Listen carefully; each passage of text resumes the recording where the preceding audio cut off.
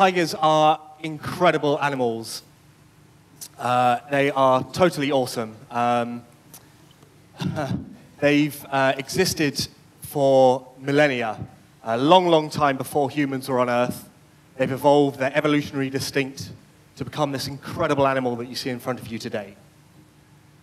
They're probably the most adaptable animal in the world. So in the Russian Far East, in minus 20 degrees temperature, you see the Amur tiger, and it's adapted to this environment.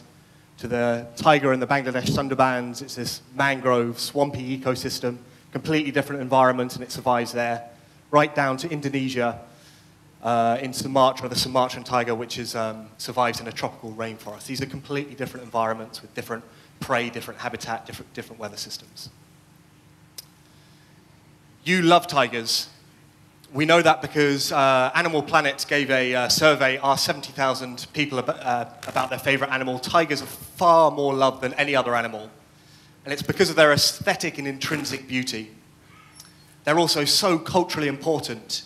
They're used to sell products in business, like Kellogg's or Tiger Airways, Tony the Tiger. In Bangladesh, obviously they're the name of the cricket team, they're the national animal. I mean, these animals are just beautiful, they're amazing and incredibly important. Imagine a future without tigers. As I stand here today in 2012, a very real reality is that in 10 years' time, the tiger could be extinct. So my children and my children's children will come to a world where there are no wild tigers. It's a very, very serious, real reality. What's going on here? If you were to look at a map of Asia in the 1900s, it would be, of Asia, it would be completely green, representing forest. So there's forest everywhere, and there are over 100,000 tigers roaming throughout all of Asia. In the last 100 years, 3 out of 8 subspecies have been wiped out. So in 1930s, the Bali tiger, extinct. In 1950s, the Caspian tiger, extinct. In 1980s, the Javan tiger is now extinct. So these are animals that these countries, these places, they no longer have their tiger. You can't even see them in the zoo. In the 1990s, the Royal Bengal tiger in India, where there were literally sort of tens of thousands, just as recently as the 1990s, got wiped out pretty much overnight. There are now 1,400 tigers in India, sort of fragmented through the country. Today, there are just 3,200 wild tigers left on the earth. And that's a shocking figure and completely unacceptable. What's going on here is basically, it's the last 100 years, so we've wiped out 97% of these amazing creatures. And it's because tigers need a large, healthy ecosystem to survive. Healthy being the operative word. So if you look at the Bengal tiger in the Sundarbans, which is the most densely populated population of tigers in the world, each tiger needs about 15 square kilometers of healthy forest, lots of prey, lots of vegetation. If you look in the Russian Far East, the Amur tiger, one tiger needs about 400 square kilometers. And with human society as it is, I won't go into too much detail, you know it all already, but in terms of consumption, development, overpopulation, it just doesn't compute. These habitats are getting deforested, they're going. Healthy ecosystems are really not something that happens in 2012. That puts an incredibly important responsibility on Bangladesh. Bangladesh is home to the largest population of tigers in the world, in one place. So there's between 300 and 500 tigers that roam the Bangladesh Sundarbans. That's important because all of the other tiger range countries, so if you look at India or Nepal or Cambodia or the other tiger range countries, whilst they have, like India, for example, has 1,400 tigers, they're fragmented, so they're in tiny little pockets throughout the country. And those are pockets of 20 tigers, 50 tigers, 100 tigers. And that means that they're very prone to stochastic collapse. So if a disease breaks out, overnight they could just break down. If the government changes and law enforcement fails, then poaching can happen overnight like it did in the 1990s. And Bangladesh has the largest population. This is the Sundarbans is at carrying capacity of about 500 tigers, probably about as many as it could hold. And it holds the future of the wild tiger in its hands. And the world must pay attention to this, which is the beginning of my personal story. I came to Bangladesh a couple of years ago for two reasons. One, because of the conservation value. I'm a conservationist.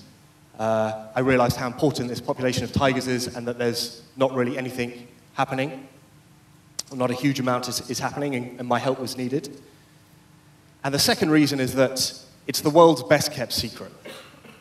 I mean, there are the world's biggest population of tigers. It's the world's greatest ecosystem.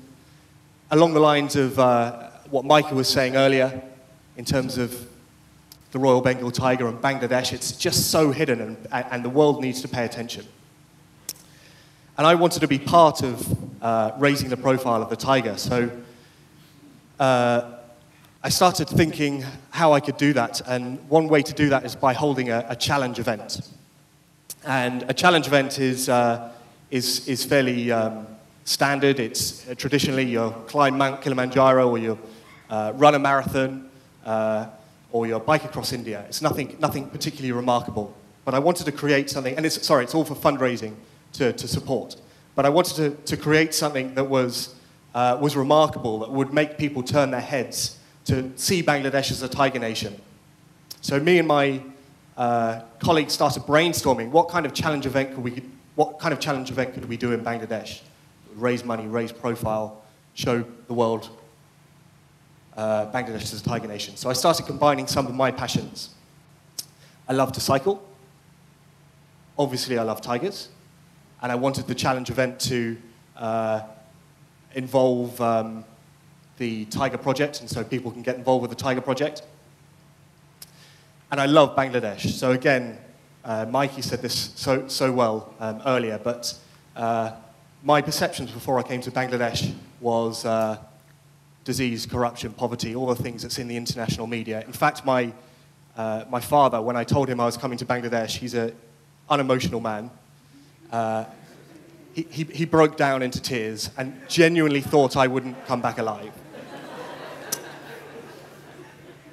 But the reality is completely different. And I really wanted the event to celebrate this amazing country. And everyone here knows that that's just one tiny, narrow view of Bangladesh.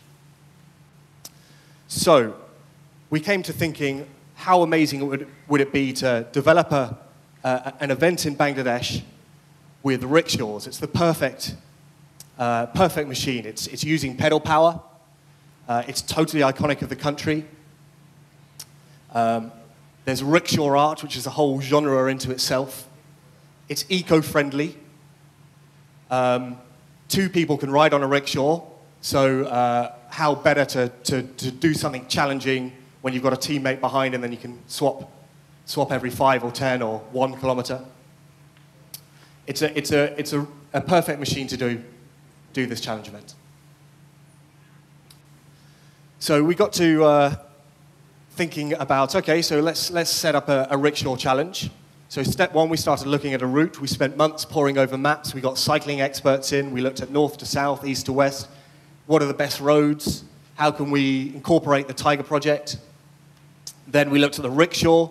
Originally, I thought the electric rickshaw, and for 2 months of my planning, I was looking at the auto rickshaw and thinking about, maybe people could cycle for 50 kilometers and then use electricity for the rest, and we could go greater distances.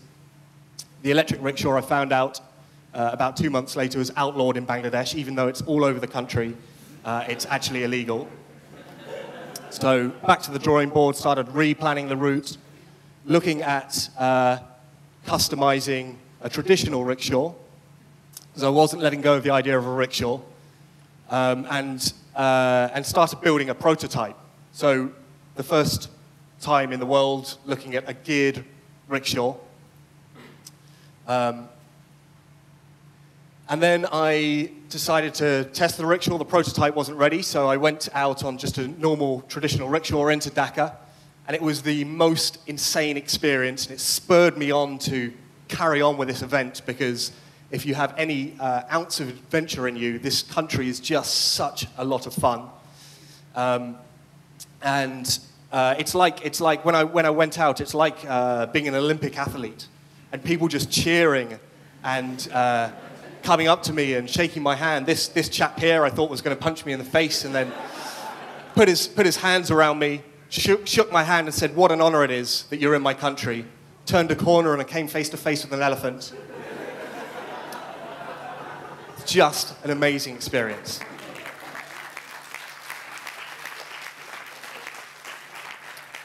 I then cycled 1,000 kilometers in May in the 41 degrees heat to scope out the route. So we found a route of about 400 kilometers there or thereabouts, and just went out on bikes to find what the roads are like and make sure they're quiet.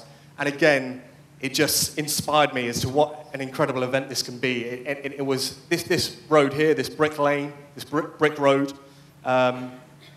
It's not even on the map. I had to find loads and loads of these roads from people sort of pointing me in the direction. So it's so off the beaten track. And everybody that I came into contact with just had never seen a Badeshi, a tourist, and were so warm and so welcoming, and it just epitomized this glorious country. And I generally look like that at the end of the day, and mainly this as well. So, after all of that work and planning and brainstorming, I'm really proud to announce that for the first time in the world, coming in February 2013, we have an amazing product called the Wild Rickshaw Challenge.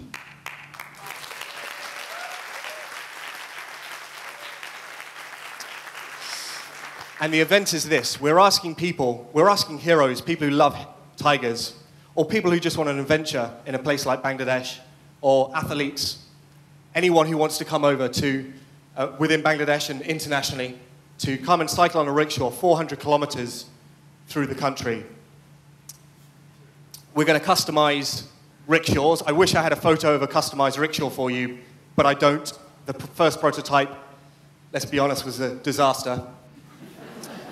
The 18 gears didn't work, and we're back to the drawing board again. We'll nail it eventually, but they will look something like this. You'll be able to customize your rickshaw with rickshaw art and make it into an amazing machine. And here's the route. So starting in Teknaf in the far southeast of Bangladesh on the Burmese border, where elephants roam, going right up Cox's Bazar, which is the longest beach in the world. So on your left you'll have the waves lapping in, and on your right you have the Burmese mountains, going up to Chittagong. We're then going to get a boat.